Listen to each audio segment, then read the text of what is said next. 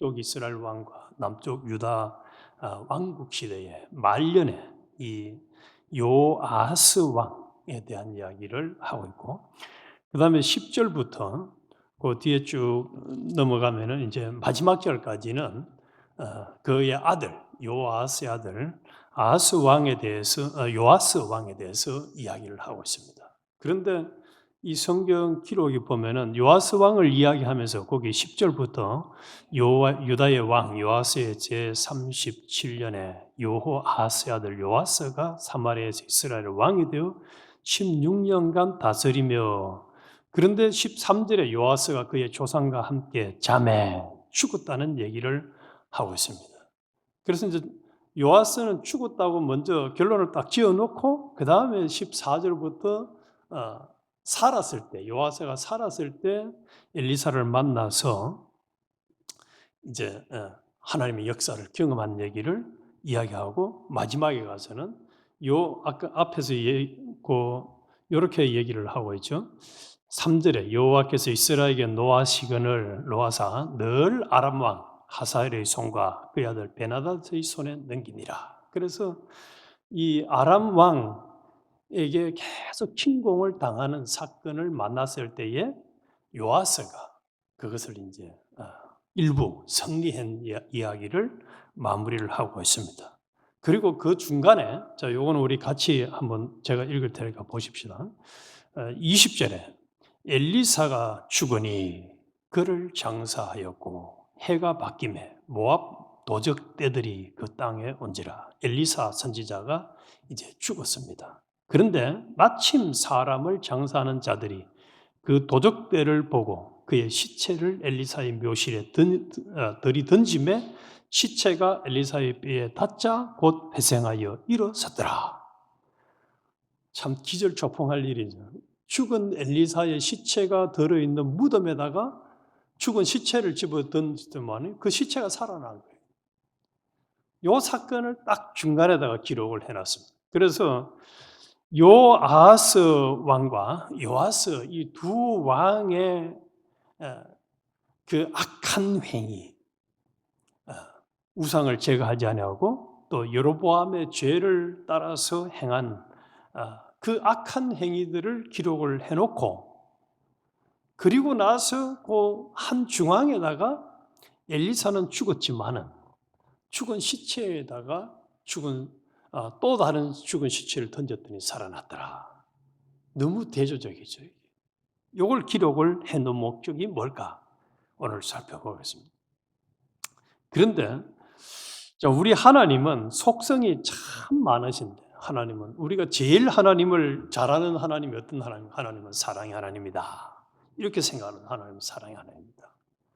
그래서 하나님의 사랑을 우리는 다 이미 받아서 이 자리에 있고 또 지금까지도 살아왔습니다. 또 하나님은 긍휼의 하나님이다. 오늘 본문에 이제 하나님의 긍휼에 대한 이야기를 하고 있는데, 또 하나님은 주권자다, 전능자다, 주제자다, 창조주다, 심판자다. 하나님의 그 속성이 참 많은데, 문제는 신앙생활하는 우리가 하나님을 너무 참 모르고 신앙생활을 하는 것이 아닌가. 마치 하나님을 자기 주만큼도 안 믿는다든지, 또 사람만큼도 신뢰하지 않는다든지, 한 정권만큼도 신뢰하지 아니하는, 그래서 하나님을 너무 불경건하게 예사롭게 대하는 게 이게 참 문제가 아닌가. 그런데 오늘 이 말씀을 묵상하면 묵상할수록 이 요아스 아버지 왕과 그의 아들 요아스 왕을 보면은, 이들이 아버지에 대한 걸 읽었으니까 그 아들 요아스도 보면은 11절에 여호와께서 여호와 보시기에 악을 행하여 이스라엘에게 범죄하게 한 느바세 아들 여로보암의 모든 죄에서 떠나지 아니하고 그 가운데 행하였더라. 그래서 이 요아스 왕도 하나님이 딱 평가할 때는 너는 부전자전이구나. 너도 하나님이 보시기에는 우상을 섬기고 악한 길을 떠나지 아니한 왕이었다라고 평가를 하고 있습니다. 그런데 그러고 죽었다는 거예요. 13절에. 오늘 우리 제일 먼저 좀 생각할 것은 하나님은 긍휼의 하나님이면 분명하지만 인간의 삶을 어떻게 살았느냐에 대한 평가는 명확하게 하신다는 사실. 여호와서 여전히 악을 행한 악한 왕이었다. 그의 아들 요아서 똑같은 길을 걸었다. 거예요. 그래서 우리는 하나님이 이 자리에 있는 우리 앞으로 놔놓고 또 지난 과거는 놔두고 이 시간 우리 자신을 보는 하나님이 우리 각자에 대해서 평가할 때 너는 여전히 악한 길을 걷고 있다. 이렇게 평가를 하는지 너는 참 내 마음에 쏙 든다. 나를 시원하게 한다. 나를 경외하고 내가 원하는 대로 순종하며 참 잘 살고 있다. 이렇게 평가를 하는지 또 우리의 죽음도 마지막에 이제 죽음에 대한 그 평가를 하나님이 하게 될 거고 또 경우에 따라서 사람이 하게 되잖아요. 그래서 손양원 목사님처럼 참 순교를 한 그는 참 멋진 마지막 생을 마감했다. 이렇게 평가가 내려질런지 그 사람은 죽을 때까지 정신 못 차리고 신앙생활을 제대로 하지 못하다 살아서 너무 참 안타까워. 너무 안타까워. 인간이 봐도 너무 안타까워. 그래 살다 가는 건 아닌데 이렇게 평가를 받을런지. 우리 하나님 보시기에 악하다가 평가를 받는 게 아니라 참 착하다 충성되다.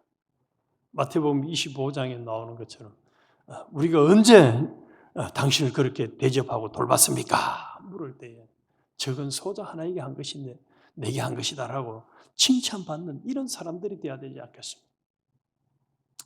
그래서 하나님의 긍휼의 하나님이니까 난 얼마든지 뭐 지금은 좀 적당하게 살아도 돼 이런 개념은 아니라는 거예요. 하나님은 명확하게 살아계십니다. 또 우리가 어떻게 살아가는지를 일거수일투족을 다 보고 계십니다. 그래서 2절에 여호와 보시기에 악을 행하여 우리가 살아가는 모습 하나님 싹 다 보고 계십니다. 너 지금 악하게 사는구나. 너 참 충성되게 선하게 믿음의 길을 가려고 노력하고 있구나 보고 계시는 하나님이에요. 그리고 이 우리가 어떻게 하나님의 목적은 딱 하나예요. 우리가 부자로 살고 건강하게 사는 게 목적이 아닙니다. 예수님과 같이 온전한 사람 만드는 거예요.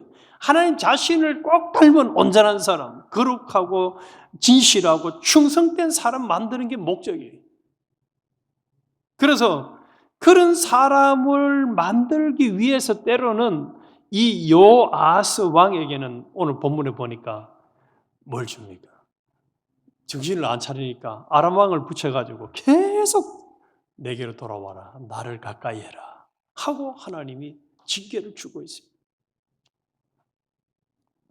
그런데 어려움을 만나면 사람은 또 뭐 하죠? 아이고 하나님 잘못했어요. 그런데도 하나님은 또 그런 잘못을 하고 악하게 행했음에도 들어줘요. 저는 이게 참 얼마나 우리에게도 희망을 주는지 4절에 아람 왕이 이스라엘을 학대함으로 여호와서가 여호와께 간구하매 여호와께서 들으셨으니 이는 그들이 학대받음을 보셨습니다. 아유 하나님은 내 사정을 너무 몰라주는가 봐가 아니라는 거예요. 내 사정을 전부 다 정확하게 보고 계시는 하나님. 내 사정을 다 보고 계세요. 그리고 우리가 때로는 잘못을 하고 악하게 살았더라도 하나님을 섭섭하게 했더라도 노엽게 했더라도 또 하나님께 돌아오면은 하나님은 뭐라고 했습니까? 예수님이 이런 것이 7번도 용서해 주라 한 것뿐만 아니라 나는 너희 죄를 다 용서해 줬다.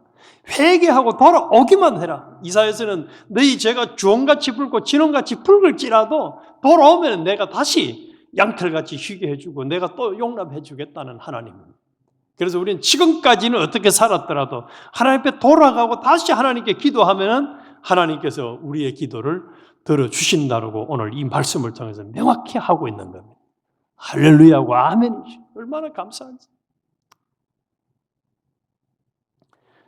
그래서 하나님은 이 악한 길을 걸었음에도 기도하니까 하나님이 들어주셔서 다시 회복을 시켜주시는 하나님이라. 그런데 우리 하나님이 얼마나 좀 너가 제발 요아스야 정신 차리라 하고 강력하게 메시지를 주느냐. 7절에 보니까 아람 왕이 요아스의 백성을 멸절해서 아람 왕에게 하나님 힘을 실어주는 거죠. 타작마당에 티끌같이 되게 하고, 타작마당에 티끌, 타작해 보신 분들은 아실 건데 이게 참 아무런 힘이 없는 거예요. 티끌같이 하게 하고, 또 마병 50명, 온 나라의 군대 중에 마병이 50명밖에 안 남았어. 그리고 병거 10대, 병거는 10대밖에 안 남았어. 보병 10,000명만 남겨졌어요. 뭡니까? 싹 제거하지는 않으시고 그냥 끄트머리 하나님이 조금 난간하서, 하나님 뭘 원하십니까? 너는 힘 아무것도 없어. 나를 의지해. 이스라엘 백성들은 나를 의지하고 하나님이 강력하게 경고를 주는 거죠. 우리가 지금 살아있는 것도 마찬가지입니다. 우리가 지금 이 상태로 살아있는 것도 하나님이 우리를 긍휼히 여겨주셔서 살아있지, 우리가 하나님의 은혜가 아니라면 지금 살아있을 수가 없는 거예요. 그리고 그 아들 요아스도 마찬가지입니다. 요아스도 이제 엘리사가 병들어 죽을 시점이 다 되었을 때에 이 요아스가 엘리사를 찾아갑니다. 찾아가는데 14절 마지막에 보면 내 아버지여 이스라엘의 병거와 마병이 하매, 그래서 엘리사를 보고 내 아버지여 라고 이야기해요. 이 얘기는 어디서 나온 얘기의 반복이냐면은 2장에 가면은 엘리사가 엘리야를 보고 한 말이. 그래서 이 요아스 왕은 엘리사가 이스라엘의 참 군사력을 책임져 주는 그런 역할을 하고 있다라고 인정하는. 그때 엘리사가 그 얘기를 해 활과 화살을 가져오소서 하는지라. 활과 화살을 그에게 가져가매 이스라엘 왕에게 이르되 왕의 손으로 활을 잡으소서 하매 그가 손으로 잡으니 엘리사가 자기 손으로 왕의 손 위에 얹고 동쪽 창을 여소서 하여 곧 열매 엘리사가 이르되 쏘소서 하는지라. 그래서 이제 이 왕이 쏩니다. 엘리사가 이르되 이는 여호와를 위한 구원의 화살, 곧 아람에 대한 구원의 화살이니 왕이 아람 사람을 멸절하도록 아벡에서 치리다 하니라. 그래서 엘리사가 마지막 이제 생을 마감하기 직전에 이 이스라엘에 하나님의 구원의 역사가 있을 것을 보여집니다. 그리고 18절에도 또 화살을 집으매 엘리사가 또 이스라엘 왕에게 이르되 땅을 치소서 하는지라. 이에 3번 치고 그친지라. 19절은 우리 같이 한번 읽겠습니다. 하나님의 사람이 노하여 이르되 왕이 6번을 칠 것이니이다. 그리하였던 왕이 아람을 진멸하기까지 쳤으리이다. 그런즉 이제는 왕이 아람을 3번만 치리이다. 하나님의 사람 엘리사가 노했다는 거예요. 치라고 할 때에 3번만 친 것에 대해서 이 엘리사가 너무너무 화를 낸 거예요. 왜냐? 엘리사가 마지막 19절에 얘기한 것처럼 6번을 쳤으면은 완전히 아람을 진멸해서 이기도록 할 텐데 그렇게 안 했다는 거예요. 이게 무슨 얘기입니까? 조그매끔 온전한 순종이 아니고 조그만큼만 자기 생각대로 순종을 한 거예요. 그럼에도 하나님은 25절 제가 보겠습니다. 24절부터 25절.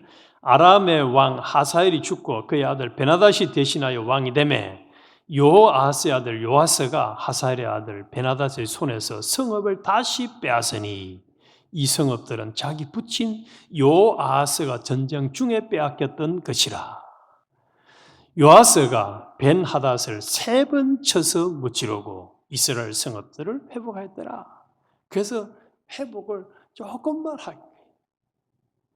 우리가 하나님 말씀 순종할 때 조금만 적당하게 순종하는 것, 그만큼밖에 하나님 은혜를 안 준다는 얘기. 이 아하스 왕도 하나님이 죽이고 싶지만은 죽일 수도 있지만은 긍휼히 여겨가지고 적당히 순종한 거기에 대해서도 또 하나님이 긍휼을 베풀어 주는, 사용해 주는. 그래서 우리 오늘 이 말씀을 통해서 하나님은 우리에게 명확하게 요구하는 겁니다. 나한테 순종은 온전한 순종을 해라.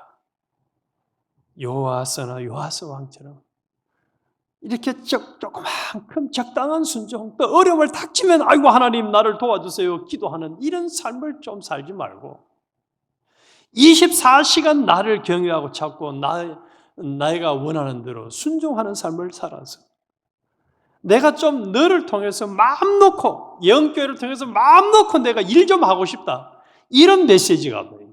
이런 메시지. 영교회 성도들이 충성하고 믿음으로 사는 모습 보니까 내가 너들을 통해서 너 교회를 통해서 확실하게 좀 일 좀 하고 싶다. 이 메시지를 주는 거예요. 왜요? 엘리사가 죽었음에도 그 시체가 닿았을 때 살아난 것을 통해서 뭘 보여줘요? 하나님 말씀 붙들고 사는 사람들에게는 하나님 말씀은 살아서 역사하고 그 말씀을 붙들고 일하는 사람들을 순종하는 사람들을 통해서 하나님은 일하신다는 것을 명확하게 보여주는 거예요. 그래서 우리가 그런 삶을 살다가 가야 나중에 하나님은 당연히 다 보고 계시지만 사람들도 야, 이 영교회 누구 성도가 살아있을 때 참 하나님 역사가 놀라웠어. 예언교회 누구누가 신앙생활할 때 그때 하나님이 어마어마하게 역사하셨어. 이런 하나님의 영광이 돌아가기를, 하나님의 기쁨의 일이 일어나기를, 또 더 나아가서는 우리 이 자리에 있는 우리들까지도 하나님이 참 너 열왕기하 13장 말씀 듣고 정신 차리고 너 그때부터 참 잘 살았다. 온전히 순종했다. 충성했다. 내가 기억하고 있어. 이제 영광스러운 자리, 영광스러운 상, 이건 내 것이다 라고 인정을 받는. 그래서 우리 하나님은 불교의 이 불상이나 이런 것들처럼 듣지도 못하고 보지도 못하고 아무런 역사를 못하는 하나님이 다 보고 계시고 다 일하시고, 심지어 지난주에도 말씀드린 것처럼 하나님은 온 나라를 총동원할 수도 있지 않습니까?